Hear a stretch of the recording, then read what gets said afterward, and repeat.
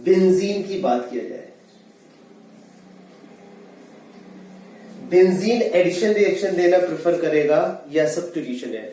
Normally pi bond containing system होता है, क्योंकि pi bond loosely held bond होता है, इजिली ब्रेक डाउन होकर जाता है और उसमें कोई चीजें जाके ऐड हो जाती है। तो यहां पर 3 पाई बॉन्ड आप देख रहे हैं, बट ये pi bond normal pi bond के रिफेक्ट में डिफरेंट है। ये चीजें ऑलरेडी रेजोनेंस में डिस्कस किया जा सकता है। यहां पर प्योर डबल बॉन्ड ना होके पार्शियल डबल बॉन्ड, इस वजह से एडिशन रिएक्शन तो बेंजीन नहीं देता है ना। नॉर्मल कंडीशन पे एडिशन बेंजीनिंग नहीं देता है। तो बात है बेंजीनिंग एडिशन नहीं देता तो क्या देता है? बेंजीनिंग सब्स्टिट्यूशन रिएक्शन परफॉर्म करता है, सब्स्टिट्यूशन रिएक्शन परफॉर्म करता है। तो बेंजीन अगर सब्स्टिट्यूशन रिएक्शन परफॉर्म करता है तो किस तरीके का सब्स्टिट्यूशन? सब्स्टिट्यूशन का सिंपल मतलब है H हटाना, और वहां पर वेदर इलेक्ट्रोफाइल है या फिर न्यूक्लियोफाइल है उसके बारे में बात किया जाए तो बेंजीन में अगर इलेक्ट्रोफाइल अगर आप लेके आते हैं और न्यूक्लियोफाइल लेके आते हैं तो किसका वेलकम होगा? आइए उसके बारे में बात की जाए। तो बेंजीन के बारे में बात करें, बेंजीन क्या है? बेंजीन इटसेल्फ इलेक्ट्रॉन रिच है। क्यों इलेक्ट्रॉन रिच है? क्योंकि यहां पर जो ईच कार्बन एटम के पास जो पी ऑर्बिटल होते हैं, पी ऑर्बिटल में कंटिन्यूअसली इलेक्ट्रॉन का डीलोकलाइजेशन होता है।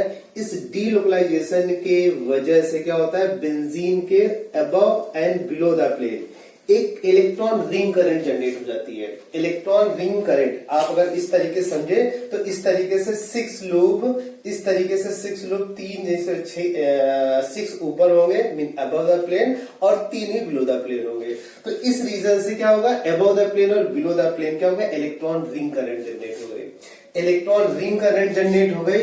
न्यूक्लियोफाइल यहां पर आया, इसको गया और करंट लग गया। क्या लग गया? इसको करंट लग गया। क्यों करंट लग गया?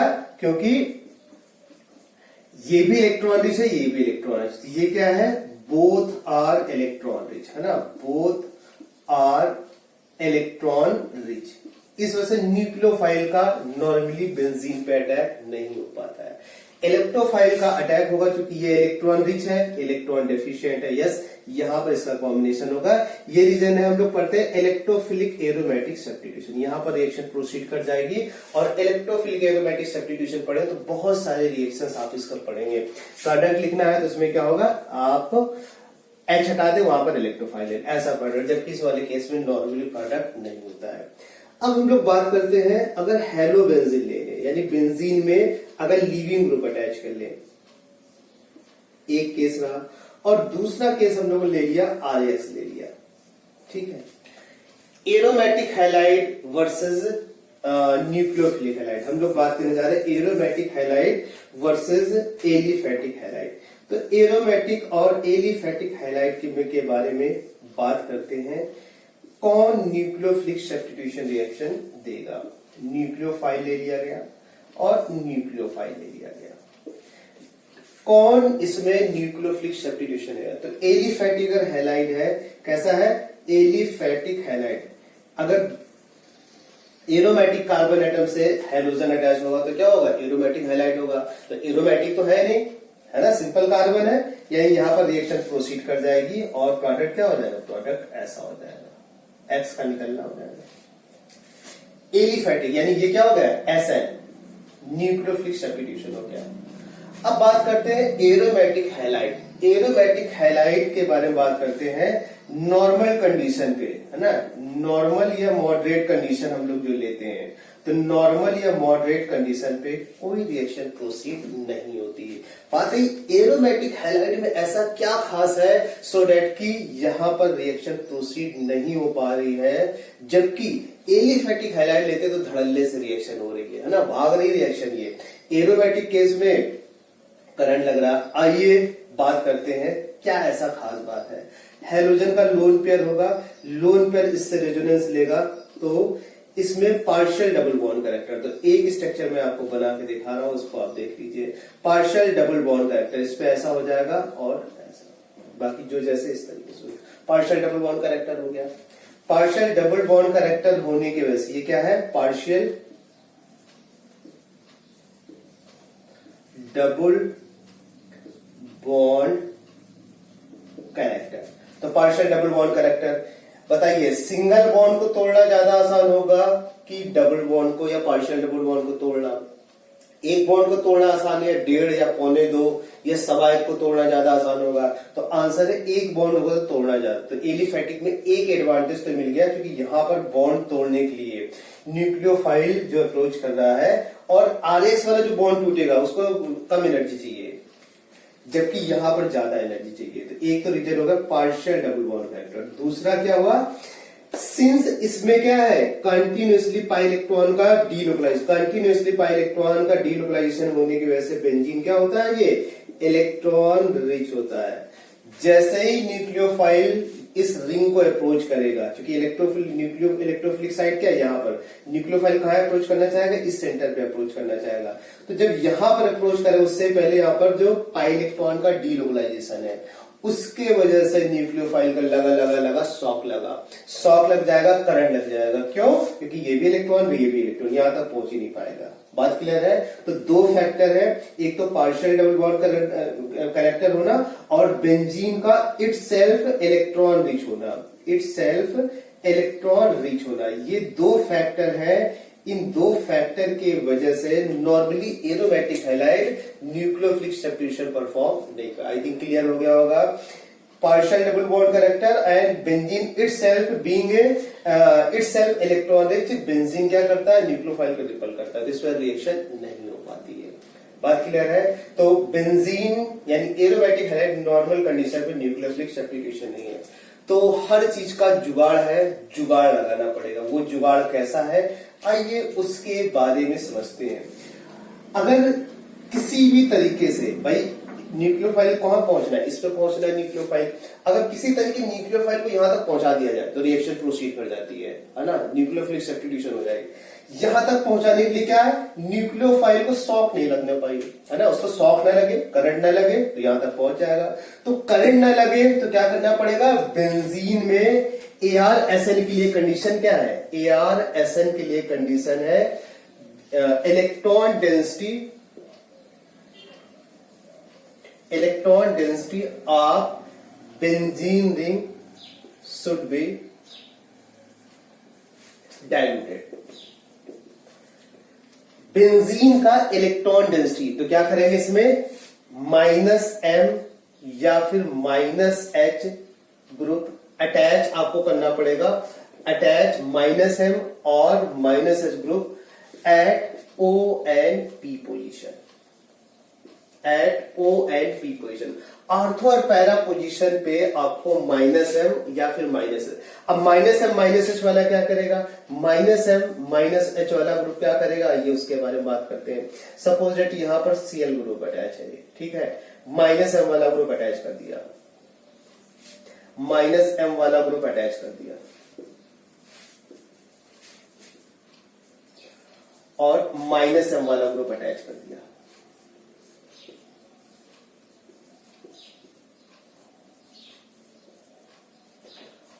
अभी बेंजीन में सब जगह -m वाला ग्रुप अटैच कर दिया, ठीक है।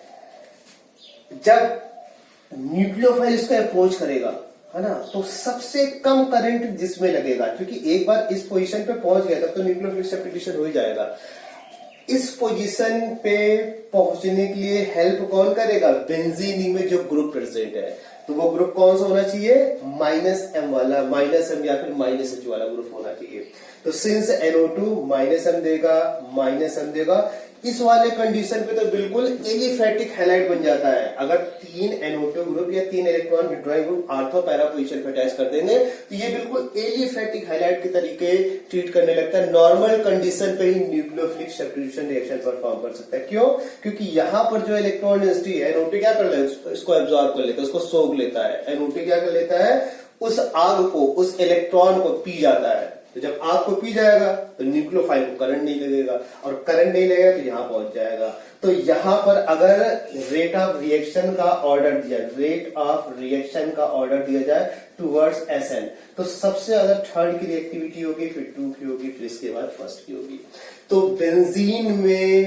बेंजीन की इलेक्ट्रॉन डेंसिटी अगर किसी भी रीजन से डाइल्यूट कर दिया जाए, वो डाइल्यूट कैसे होगा, आर्थो और पैरा पोजीशन पे इलेक्ट्रॉन विथड्रॉइंग ग्रुप अटैच कर ले, तो -m या -h वाले ग्रुप अटैच कर लेंगे तो उसका इलेक्ट्रॉन डेंसिटी डाइल्यूट हो जाएगा। इलेक्ट्रॉन डेंसिटी डाइल्यूट हो जाएगा, न्यूक्लियोफाइल का वहां पर पहुंचना आसान हो जाए। एक बार पहुंच गया तो सीएल को हटा के मानेगा, मीन न्यूक्लियोफिलिक चक्र।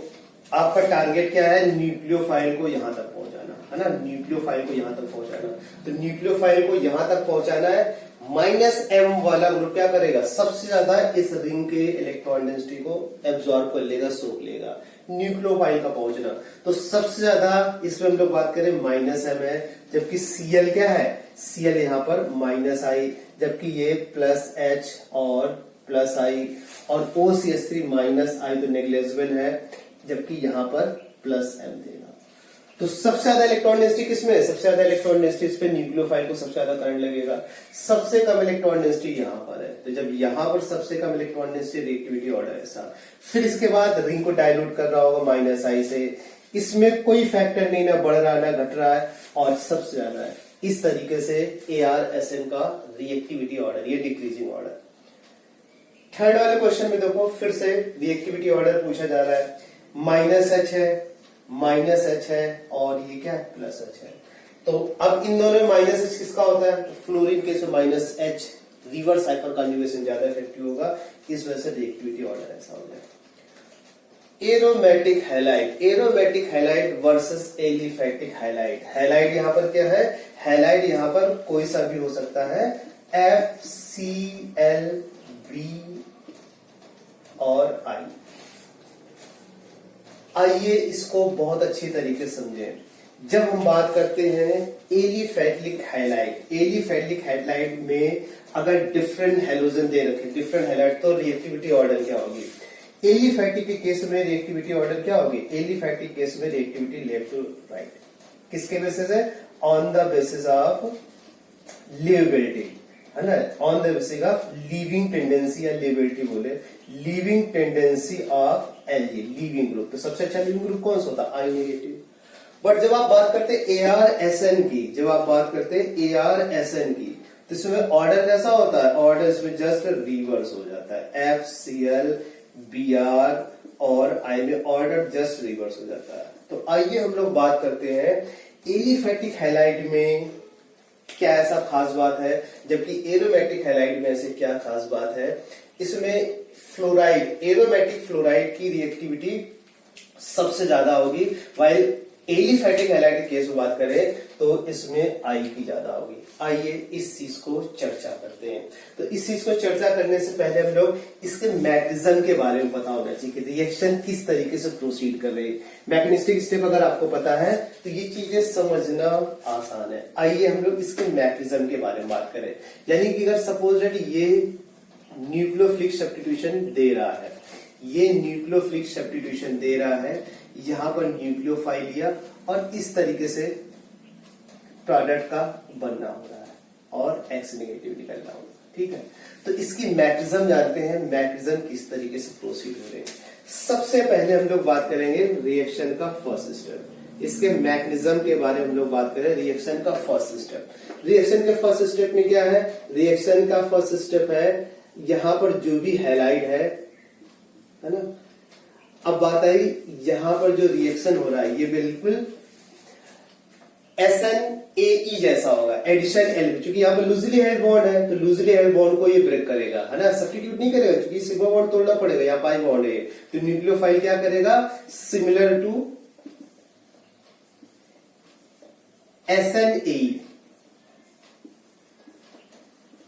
SnAe की जैसा होगा। तो पहले स्टेप में क्या करेगा? न्यूक्लियोफाइल लूजली हेल्ड बॉन्ड को ब्रेक करेगा। तो जब लूजली हेल्ड बॉन्ड को ब्रेक करेगा, X हो गया, न्यूक्लियोफाइल इधर पे पहुंच गया। किधर पे न्यूक्लियोफाइल पहुंचेगा? इधर पे पहुंचेगा न्यूक्लियोफाइल। यस, बात क्लियर है। डबल बॉन्ड से रेजोनेंस ले रहा है, बिजनेस में कोई बात नहीं, आप इसका डेरिवेटिव स्ट्रक्चर ड्रॉप लेना है। डबल बॉन्ड यहाँ पर रेजोनेंस ले रहा है, वो रेजोनेंस स्टेप है। अब जो काम की बात है हम लोग उसको समझते हैं। हेलोजन यहां पर इसके लिए, इस कार्बोनाइल के लिए क्या कर रहा होगा? तो हेलोजन इस कार्बोनाइल के लिए -I फिक्स कर रहा होगा, क्योंकि इसमें इंटरमीडिएट क्या है? इसमें इंटरमीडिएट ये कार्बोनाइल है। इसमें इंटरमीडिएट की स्टेबिलिटी मैटर करती है। तो इंटरमीडिएट सिंस कार्बन आयन है, कार्बन आयन की स्टेबिलिटी, हेलोजन में सबसे स्ट्रॉन्ग माइनस आई पावर किसका होता है? इसका होता है। तो मोस्ट स्टेबल कार्बन आयन किस केस में मिलेगा? फ्लोराइड, क्योंकि सबसे स्ट्रॉन्ग माइनस होगा, फिर Cl, फिर Bi, फिर I, सबसे वीक माइनस आई। तो रेट की डिपेंडेंसी किस पे है? इस पे रेट की डिपेंडेंसी है, इस पे रेट की डिपेंडेंसी, जितना स्टेबल कार्बन आयन होगा ये। तो फ्लोरीन के केस में कार्बन आयन सबसे ज्यादा है, इसी वजह से एरोमेटिक फ्लोराइड की रिएक्टिविटी अमंग एरोमेटिक हैलाइड के रिस्पेक्ट में ज्यादा होती है। रिएक्टिविटी ऑर्डर कैसा होगा? रिएक्टिविटी ऑर्डर ऐसा हो जाएगा। बात क्लियर है? अभी हम लोग बात करने जा रहे हैं एरोमेटिक हैलाइड का। आपने एक चीज समझ ली। अभी हम लोग बात करने जा रहे हैं अगले स्टेप में। अगले स्टेप में क्या होगा? लीविंग ग्रुप का निकलना होगा। एक्स यहां से डिपार्ट कर जाएगा, है ना। अगले स्टेप में लीविंग ग्रुप अपना काम करेगा। जैसा कि SNA में आप पढ़ते थे, तो यहां पर क्या होगा? यहां पर positive charge negative charge combine करके बॉन्ड का फॉर्मेशन, इस तरीके से एरोमेटिक कंपाउंड यानी ArSN का कारक बन जाएगा। ये स्टेप कौन सा है? RDS, rate determining step. ये स्टेप कौन सा है? ये स्टेप फास्ट स्टेप है। रेट डिटरमिनेशन जिसमें बॉन्ड ब्रेक करने के लिए एनर्जी की रिक्वायरमेंट है, वो इन जनरल स्लो प्रोसेस होता है। तो स्लो प्रोसेस है, दैट्स व्हाई रेट डिटरमाइनिंग। और यहां पर क्या है? यहां पर देखो एक्स का निकलना होगा, यहाँ का पॉजिटिव और नेगेटिव, पॉजिटिव नेगेटिव कंबाइन करेगा तो बॉन्ड का फॉर्मेशन होगा, बॉन्ड का फॉर्मेशन होगा तो सिस्टम स्टेबलाइज होगा। तो रेट डिटरमाइनिंग यानी ArSN में जो रेट की डिपेंडेंसी है, रेट की डिपेंडेंसी एरोमेटिक हैलाइड यानी सबस्ट्रेट और प्लस न्यूक्लियोफाइल दोनों पे होगा, प्लस न्यूक्लियोफाइल दोनों पे होगा। तो रेट की डिपेंडेंसी एरोमेटिक हैलाइड और न्यूक्लियोफाइल दोनों पे है, ये बात याद रखना। कौन स्टेप स्लो है, कौन स्टेप फास्ट है, ये कैसे पता करते हैं? यूजुअली जिसमें बॉन्ड ब्रेकिंग वाला प्रोसेस हो रहा होगा तो एनर्जी देनी पड़ रही है, देने वाला काम कम से कम, पैसा किसी को देना है तो आप कम से कम देना, कंजूसी करोगे, कम से कम देना चाहोगे। लेना है तो आ जाओ भैया, ले आओ और ले आओ और ले आओ, है ना। लेने वाला काम फास्ट होगा, देने। तो सिमिलरली एरोमेटिक कंपाउंड या हम लोग तो बेंजीन डाइजोनियम सॉल्ट के मोर और लेस नॉर्मल या मॉडरेट कंडीशन पे बहुत सारी न्यूक्लियोफिलिक सब्स्टिट्यूशन रिएक्शन हो जाते हैं। आपको प्रीवियस वीडियो लेक्चर में बताया गया था कि जितने भी लीविंग ग्रुप है उसमें से बेस्ट Lg है ना, बेस्ट लीविंग ग्रुप है। एक बार अगर ये डिपार्ट कर गया फिर तो ये अपनी आप की भी नहीं सुनता, फिर वापस आता नहीं है, क्योंकि नाइट्रोजन गैसेस फॉर्म में आ गया। गैसेस फॉर्म में नाइट्रोजन आ गया, नाइट्रोजन का बॉन्ड एनर्जी बहुत ही है, इसको रिएक्शन कराने के लिए 2000 से 3000 डिग्री सेल्सियस की रिक्वायरमेंट होगी, फिर से केमिकल रिएक्शन वापस लाने के लिए। इस वजह से केमिकल रिएक्शन, एयर का जो मेन कॉन्स्टिट्यूएंट क्या होता है? नाइट्रोजन होता है। बहुत सारा नाइट्रोजन 80% है, लेकिन रिएक्ट नहीं करता। रीजन क्या है? क्योंकि बाकी अदर गैसेस से रिएक्ट करने के लिए बहुत ज्यादा एनर्जी चाहिए। तो जब लाइटनिंग होती है तो 2000 से 3000 बहुत हाई टेम्परेचर मिलता है, तो वहां पर नाइट्रोजन रिएक्ट कर जाता है ऑक्सीजन, नाइट्रोजन ऑक्सीजन से रिएक्ट करता है, नाइट्रोजन के ऑक्साइड का बनना होता है और वेपर वहां पर प्रेजेंट होता है, उससे इंटरेक्ट करता है तो नाइट्रिक एसिड का फॉर्मेशन होता है, जिसे हम लोग बोल देते हैं एसिड। तो नाइट्रोजन का केमिकल रिएक्शन में फर्दर पार्टिसिपेट करना बहुत ही मुश्किल है। इस वजह से यहाँ पर यदि यहाँ पर ArSN सक्सेसफुल रही तो केवल और केवल इसकी वजह से, N2 की वजह से, being a best leaving group. इसके मैकेनिज्म के बारे में बात किया, इसके मैकेनिज्म के बारे में बात किया जाए तो मैकेनिज्म के बारे में अगर आप बात करेंगे तो सबसे पहले स्टेप में क्या होता है, आइए इसके बारे में बात करें। सबसे पहले स्टेप में इसमें लीविंग ग्रुप का निकलना होता है। सबसे पहले स्टेप में क्या होगा? लीविंग ग्रुप का निकलना होगा। इस तरीके से इंटरमीडिएट का बनना। ऑल्दो इंटरमीडिएट बहुत ज्यादा स्टेबल नहीं है, बट नाइट्रोजन सबसे बड़ा फैक्टर है, नाइट्रोजन यहाँ पे निकल गया। फिर इसके बाद क्या होगा? इसमें जो भी आपका न्यूक्लियोफाइल उसका अटैक हुआ, जब न्यूक्लियोफाइल का अटैक होगा कुछ इस तरीके से रिएक्शन हो जाएगी। यहां पर इसमें रेट की डिपेंडेंसी किस पे होगी? क्योंकि यहाँ पर बॉन्ड ब्रेक करना पड़ रहा है, वहां पर बॉन्ड तोड़ना पड़ रहा है, तो RDS ही हो गया। रेट की डिपेंडेंसी बताइए किस पे है? अभी केवल और केवल डाइजोनियम सॉल्ट पे है ना, डाइजोनियम बेंजीन डाइजोनियम पे है, बेंजीन डाइजोनियम आयन पे है, या सॉल्ट है तो सॉल्ट की फॉर्म बेंजीन डाइजोनियम सॉल्ट पे है, राइट। और न्यूक्लियोफाइल चूंकि सेकेंड स्टेप में है, ये फर्स्ट स्टेप है, तो रेट में डिपेंडेंसी नहीं है, यानी नाइट्रोजन सबसे बड़ा फैक्टर इस रिएक्शन को प्रोसीड कराने के लिए। बात क्लियर है? तो याद रखें डाइजोनियम का एरोमेटिक इलेक्ट्रोफिलिक एरोमेटिक सब्स्टिट्यूशन, तो बहुत सारी प्रॉपर्टीज हम लोग पढ़ेंगे। N2 उठाकर डिजायर्ड न्यूक्लियोफाइल, अगर आपको OH लाना, फिनॉल बनाना चाहते हैं, फिनॉल लिया है। अगर आप यहाँ पर CH3 लाना चाहते हैं तो कोई भी ऑर्गेनोमेटेलिक कंपाउंड का सोर्स ले लें, ट्रिपल बॉन्ड लाना चाहते हैं एसिड लाइट ले लें ना, साइनाइड लाना चाहते हो तो सोडियम साइनाइड, पोटेशियम साइनाइड, किसी का भी यूज कर सकते हैं। तो डिफरेंट डिजायर आप ला सकते हैं। अब बात है इसमें रिएक्टिविटी कैसे डिसाइड की जाती है। सपोज ये डिफरेंट कंपाउंड दिए गए,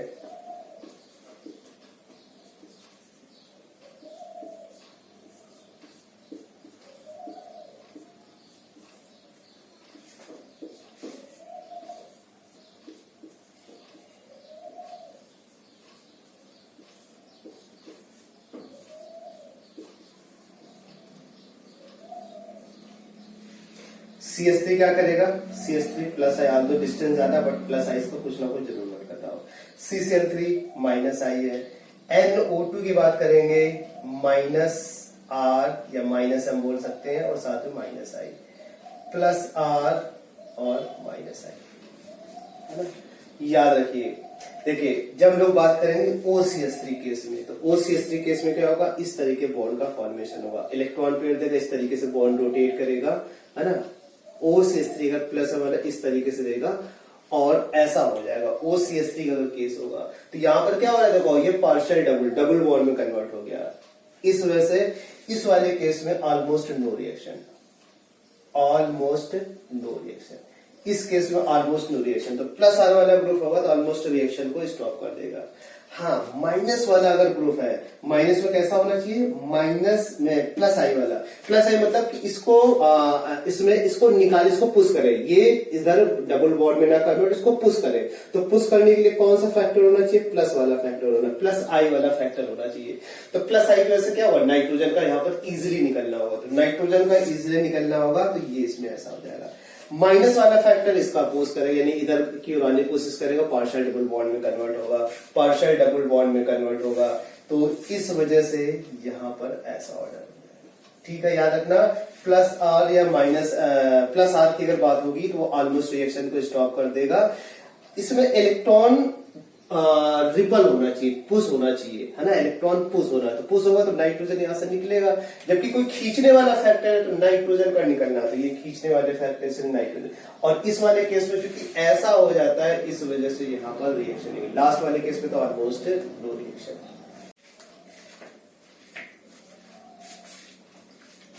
तो आज एक नई रीअरेंजमेंट रिएक्शन के साथ हम लोग बात करने जा रहे हैं, बेंजिलिक एसिड रीअरेंजमेंट। क्या होता है बेंजिलिक एसिड रीअरेंजमेंट? आइए, रीअरेंजमेंट का मतलब क्या हुआ? With in molecule system rearrange कर, सो दैट उसकी स्टेबिलिटी। रीअरेंजमेंट का पर्पज ही सिंपल है कि मॉलिक्यूल मोर स्टेबल फॉर्म में जा रहा है, दैट्स उसमें सिंपल रीअरेंजमेंट हो रहा है। तो बेंजिलिक एसिड, बेंजिल होता है क्या? आइए उसके बारे में बात करते हैं। तो benzyl this one 1,2 diketone, but याद रखना 1,2 डाइकीटोन का अगर केस होगा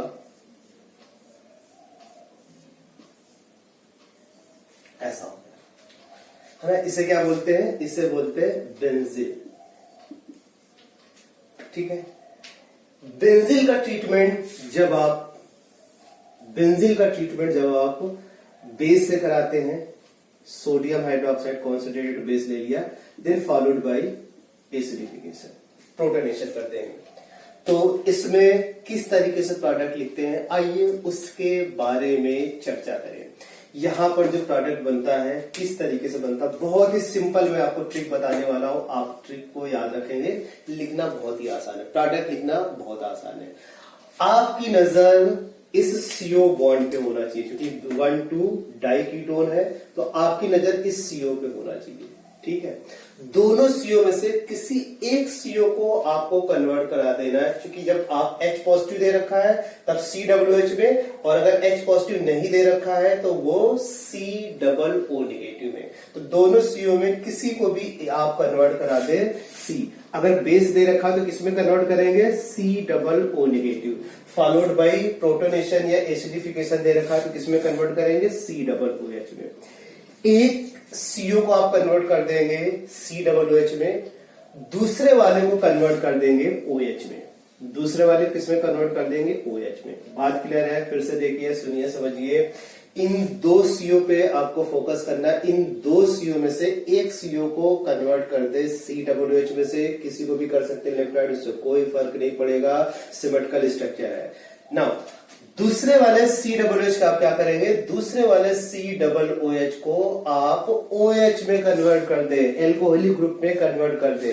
बाकी क्या करें? बाकी जो जैसा लिखा हुआ वैसे लिख दे, बाकी जो जैसा लिखा हुआ है वैसा लिख दे, बाकी जो जैसा लिखा हुआ आपको क्या करना है? वैसे ही लिख देना, वैसे ही छाप देना है। ऐसा हो गया तो ये क्या मिलता है? Alpha hydroxy carboxylic acid, alpha hydroxy carboxylic acid, alpha hydroxy carboxylic acid इसमें प्रोडक्ट बन जाएगा। तो बेंजीन को जब हीट करेंगे बेस के प्रेजेंस में ऐसा प्रोडक्ट बनेगा, रिएजेंट फॉलोड बाय एसिडिफिकेशन ही होगा। इसे क्या बोलते हैं? बेंजिलिक एसिड बोलेंगे, बेंजिलिक एसिड बोले जाए। इसी वजह से इसका नाम क्या पड़ा? बेंजिल बेंजिलिक एसिड है, यानी बेंजिल बेंजिलिक एसिड में रीअरेंज कर रहा है, डेट्स वाइज से बेंजिलिक एसिड रीअरेंजमेंट बोलते हैं, है ना। अब इसमें कुछ एक दो बातें हैं, वो बातें आपको याद रखनी होगी। क्या बातें हैं? बेंजीन क्या होता है? दोनों तरफ यहां पर दोनों तरफ कीटोन के दोनों तरफ जो वैलेंसी होनी चाहिए एरोमेटिक सिस्टम से होनी चाहिए। एलिफेटिक सिस्टम से होगा तो क्या होगा? आइए उसके बारे में चर्चा करते हैं, आइए उसके बारे में चर्चा करते हैं। सिंस मीडियम कैसा है? मीडियम है बेसिक, इसमें आप क्या लेते हो? बेस लेते हो, देन फॉलोड बाय एसिडिफिकेशन। अगर CO के रिस्पेक्ट में हाइड्रोजन कैसा हो गया? अल्फा हाइड्रोजन है, अल्फा हाइड्रोजन है, तो इसमें बाई प्रोडक्ट भी बन सकता है। बाई प्रोडक्ट क्या होगा? बाई प्रोडक्ट यहाँ पर एल्डोल कंडेंसेशन हो सकता है। क्या हो सकता है? एल्डोल कंडेंसेशन हो सकता है। तो एल्डोल यानी कि by product side reaction avoid करने के लिए ऐसा हो। एक केस अगर यहां पर ऐसा लेंगे, ऐसा नहीं कि इसमें बेंजिलिक एसिड अरेंजमेंट नहीं होगा, बट इसमें क्या होगा? इसमें बाई साइड रिएक्शन से बाई प्रोडक्ट बने, जबकि इसमें एक्सक्लूसिवली यही प्रोडक्ट का बनना होगा। अगर आपने गलती से यहां पर हाइड्रोजन ले लिया, है ना, तो ये बिल्कुल क्या बन गया? आप याद करिए, ये बिल्कुल याद करिए कैनिजारो रिएक्शन। कैनिजारो रिएक्शन याद है आपको? कैनिजारो रिएक्शन, कैनिजारो रिएक्शन हो जाएगी ये। कैनिजारो रिएक्शन में क्या होता था? एल्डिहाइड कीटोन जिसके पास अल्फा हाइड्रोजन ना हो, तो बिल्कुल ये वाला केस हो जाएगा। साथ में इसके पास एक एल्डिहाइड ग्रुप जरूर होना चाहिए, तो एक एल्डिहाइड बिल्कुल एल्डोल, तो उसके इसमें कैनिजारो रिएक्शन दे देगा, है ना। जब किससे कंपेयर करेंगे तो ये बेसिकली एक तरीके से बेंजिलिक एसिड, बस इसमें H का माइग्रेटिंग पावर ज्यादा है तो H माइग्रेट कर जाएगा पीएच के रिस्पेक्ट में, है ना। माइग्रेटिव एप्टीट्यूड का ऑर्डर आपको बताया गया है, H, फिर इसके बाद पीएच और फिर एल्काइल होता है। पीएच में प्लस M वाला ग्रुप अगर अटैच है तो उसका माइग्रेटिव पावर बेंजीन से ज्यादा होगा, और अगर बेंजीन में -M वाला ग्रुप अटैच है तो बेंजीन का कम होगा, -M वाले ग्रुप का और ज्यादा कम होगा। R में जैसे जैसे नंबर ऑफ कार्बन एटम बढ़ते जाएंगे, यानी उस R का प्लस I पावर जितना ज्यादा होगा उसका माइग्रेटरी एप्टीट्यूड उतना ज्यादा। ये सारी चीजें प्रीवियस वीडियो लेक्चर में आपको बताई जा चुकी है। तो याद रखना, जो हम लोग यहाँ पर 1,2 डायोन लेते हैं वो कैसा होना चाहिए? एरोमेटिक होना चाहिए। एलिफेटिक होगा मतलब हाइड्रोजन होगा, एक तरफ एल्डिहाइड होगा, तो उसके इसमें कैनिजारो रिएक्शन हो जाएगा। एलिफेटिक अगर आपने दूसरे तरफ मिथाइल ग्रुप ले लिया या कोई ऐसा एल्काइल है जिसके पास अल्फा हाइड्रोजन है, तो वहां पर एल्डोल कंडेंसेशन होने की प्रोबेबिलिटी, यानी कि साइड रिएक्शंस होंगी, बाय प्रोडक्ट्स बनेंगे। आप चाहते हैं एक्सक्लूसिवली बेंजिल बेंजिलिक एसिड में रीअरेंजमेंट करे, केवल इस रिएक्शन को, इस रीअरेंजमेंट को परफॉर्म करे, तो आपको यहां पर ऐसा बेंजीन लेना पड़ेगा। बात क्लियर है? अब बात आई इसके में प्रोडक्ट कैसे लेते हैं, और एग्जांपल लेते हैं। देन इसके बाद पहले मैं आपको ट्रिक वाइज कैसे प्रोडक्ट लिखना होता है, जैसे मैंने यहां पर लिखना सिखाया, उस ट्रिक से हम लोग प्रोडक्ट लिखना सीखेंगे। देन आफ्टर इसके मैग्नेटिज्म के बारे में डिस्कस करेंगे। मैग्नेटिज्म में कौन स्टेप डिटरमाइनिंग स्टेप होता है, इसमें इसके बाद कौन सा ग्रुप माइग्रेट करेगा, अगर दोनों तरफ डिफरेंट सब्स्टिट्यूएंट यहां पर अटैच है तो कौन ग्रुप माइग्रेट करेगा, माइग्रेटेड का ऑर्डर क्या है, और भी सारी बातें आपको बताई जाएंगी।